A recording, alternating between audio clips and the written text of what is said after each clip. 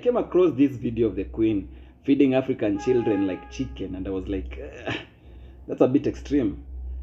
Then I thought the more weird thing is that 95% of all people that came from regions of privilege at the time perceived this as okay to do. It was accepted.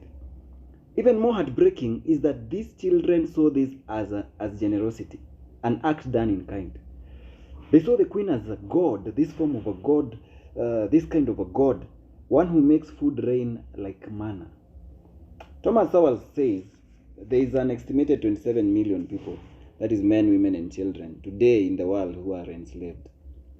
Therefore, there are more slaves today than were seized from Africa in 4 centuries of the transatlantic slave trade.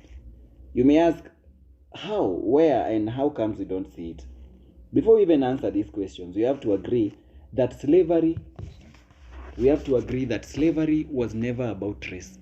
It is about vulnerability. Colonization and slavery was all about the most privileged in the world taking advantage of the vulnerable to advance their selfish needs. Look around you. Are you able to spot the vulnerable and the privileged in your society? How are the vulnerable treated? Are they empowered or exploited? Are you now able to see that slavery never really ends? It just changes form. Look closely.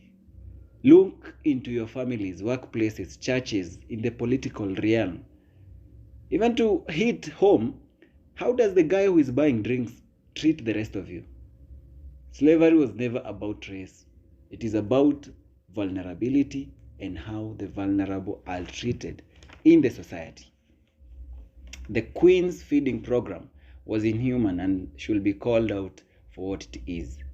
But also, let's not forget to call out all acts of exploitation, inhumanity, and condescension, even in their subtlety. However small they are, let's call them out. That's the only way to head in the right direction.